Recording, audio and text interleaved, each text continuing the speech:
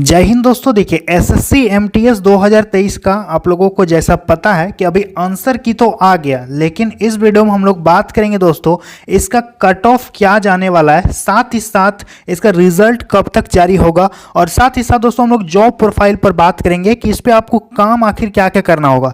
SSC MTS 2023 के लिए दोस्तों ये बहुत ही इंपॉर्टेंट वीडियो होने वाला है, तो इस वीडियो को आप लोग जरूर देखिएगा। एसएससी एमटीएस 2023 वाले सभी विद्यार्थी वीडियो को लास्ट तक देखेंगे। तो सबसे पहले बात कर लेते हैं इसकी जॉब के प्रोफाइल का। देखिए SSC MTS important video.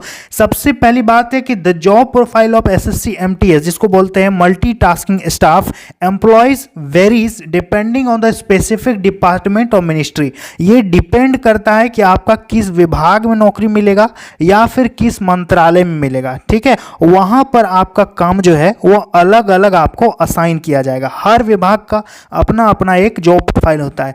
Generally यानी सामान्यतः SSC MTS employees perform various non clerical task. यहाँ पर देख सकते हैं स्पष्ट लिखा है दोस्तों कि जितना भी नॉन क्लैरिकल काम होता है वो सारा आपको करना होगा। That are essential for the smooth functioning of the government officer.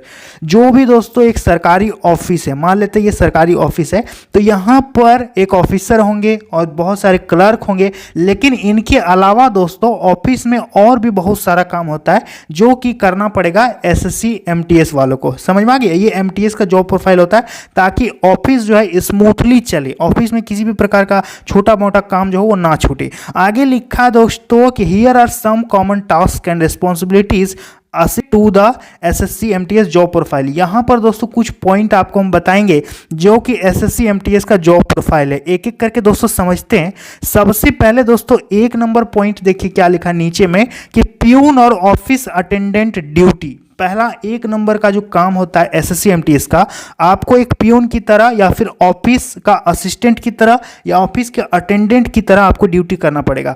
SSC MTS employ often serve as a peon, यानी प्यून की तरह काम करता है, और office attendant performing task like carrying files, files को इधर उधर पहुंचाना, एक टेबल से दूसरे टेबल्स पर पहुंचाना, यह आपका काम होगा, और डॉक्यूमेंट्स को भी इधर उधर करना, डिलीवरिंग मेल, जो भी आपका डाक होगा, जो भी कागज पत्र होगा, जो भी पत्र होगा, इधर उधर इस बिल्डिंग से उस बिल्डिंग तक ले जाना, and maintaining cleanliness in the office, और ऑफिस को दोस्तों साफ सुथरा रखना भी आपका एक ड्यूटी रहेगा। समझ में आ गया? ये सारा काम होगा। दूसरा नंबर पॉइंट है कि असिस्टेंट इन एडमिनिस्ट्रेटिव टास्क, यानी जो भी ऑफिस में प्रशासनिक काम होता है उस पर आपको एक सहायक के तौर पर काम करना होगा। They may assist in basic administrative task such as photocopy आपको करवाएगा, ठीक है, फिलिंग करवाएगा, कोई भी फॉर्म वगैरह हो उसको भरना पड़ेगा, और रिकॉर्ड कीपिंग, जितना भी फाइल्स वगैरह होता है दोस्तों ऑफिस में सारा को अच्छे से मेंटेन करके रखना, ये सारा आपका काम होगा। जेरोक्स करना आपका काम होगा। ठीक है, 3 नंबर पॉइंट देखिए दोस्तों, 3 नंबर इनका काम क्या है? Basic data entry. ठीक है, कंप्यूटर में दोस्तों बेसिक डेटा एंट्री भी आपको करवा सकता है यदि आपका कंप्यूटर का नॉलेज है, या फिर दोस्तों फाइल में जो ऑफलाइन पेन या पेपर से जो भी एंट्री होता है बेसिक आपको काम करवाएगा। ठीक है, इसके लिए अलग से क्लर्क होता है, ऑपरेटर होता है। उम्मीद है ज़्यादातर ये काम आपको नहीं दिया जाएगा, लेकिन छोटा मोटा काम जो है कंप्यूटर में या फिर कहीं भी वो आपको फिलअप करने के लिए दिया जा सकता है।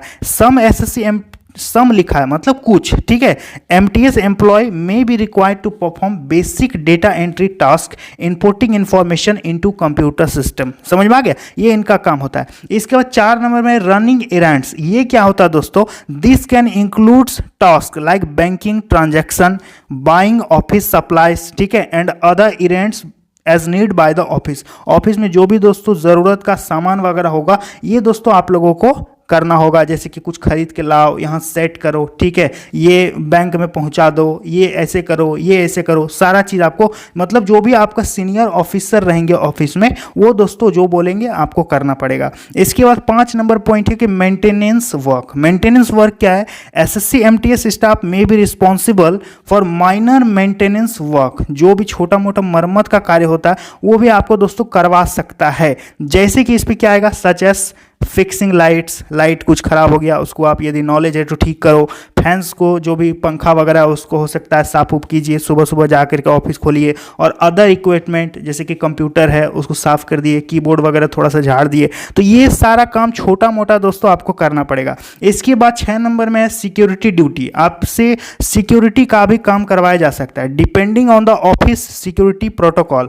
ऑफिस का जो भी सिक्योरिटी यानी सुरक्षा का प्रोटोकॉल होगा, they may be responsible for the assuring the security of the premises. ठीक है, आपको सिक्योरिटी ड्यूटी करवा सकता है। ये डिपेंड करता है आपका ऑफिस किस कैटेगरी का है, क्या काम होता है वहाँ पर, किस विभाग का ऑफिस है, तो आपका सिक्योरिटी ड्यूटी भी आपसे ले सकता है। इसका 7 नंबर पॉइंट है कि असिस्टिंग इन एग्जामिनेशन सेंटर। ठीक है, एसएससी का दोस्तों जो भी एग्जाम होता है वहां पर एग्जाम सेंटर में आपको एक सहायक के तौर पर काम करवा सकता है एसएससी एमटीएस वालों से। हालांकि वहां पर दोस्तों ऑफिसर्स को डिप्यूट किया जाता है, लेकिन बहुत ही छोटे छोटे काम के लिए दोस्तों एसएससी एमटीएस वालों को वहां पर लगाया जा सकता है ड्यूटी में। जो ऑनलाइन एग्जाम होता है ना एसएससी का सेंटर पर, वहां पर इन सम केसेस, कुछ केसेस में MTS employ may be assign to assist during SSC exams including task like setting up exam table, bench इधर उधर अरेंज करना एंड प्रोवाइडिंग लॉजिस्टिक सपोर्ट। जो भी लॉजिस्टिक सपोर्ट है वो उसको प्रोवाइड करना, ये एसएससी एमटीएस वालों का दोस्तों काम होता है। और it is important to note that the exact job responsibilities can be vary. अब बोलोगे कि एग्जैक्ट एक काम बताओ, तो ये नहीं है, अलग अलग आपको काम दिया जा सकता है अलग अलग विभाग में, ये सब अलग अलग हो जाएगा। And the role can different from one department और मिनिस्ट्री टू अनदर। एक डिपार्टमेंट ऐसा काम है तो दूसरा विभाग में देखोगे कि दूसरा जैसा काम करवा रहा है, तीसरा विभाग में कुछ अलग काम करवा रहा है। तो हर विभाग का अपना अपना एक जॉब प्रोफाइल है एमटीएस के लिए। SSC MTS position are typically considered entry level government job. ये एंट्री लेवल गवर्नमेंट जॉब है। जैसे कि आप किसी भी नौकरी में जब घुसते हो तो आपको छोटे मोटे काम करने होंगे। And the employees have opportunities to growth and promotion over time. समय समय के साथ साथ दोस्तों आपका प्रमोशन भी होगा, आपकी सैलरी भी बढ़ेगी, आपका ग्रोथ भी होगा, आप डिपार्टमेंटल एग्जाम देकर के आगे भी बढ़ सकते हो। ठीक है, तो चलिए दोस्तों अब हम लोग बात करते हैं कि इसका कट ऑफ आखिर कितना जाने वाला है और इसका रिजल्ट दोस्तों किस दिन आएगा। चलिए इसको देखते हैं। तो देखिए दोस्तों अभी हम लोग बात करने वाले हैं कि आखिर इसका प्रोसेस क्या रहेगा। तो आपका एग्जाम तो लगभग हो गया, आंसर की भी जारी हो गया।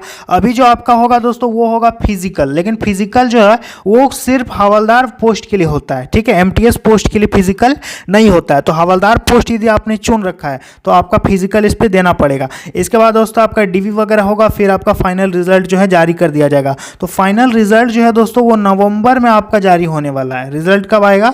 नवंबर 2023 में आपका यहाँ पर दोस्तों फाइनल रिजल्ट आने वाला है। अब बात करेंगे कि कट ऑफ इसका जाएगा, कितना मार्क्स है तो आप सेफ स्कोर में रहने वाले हैं।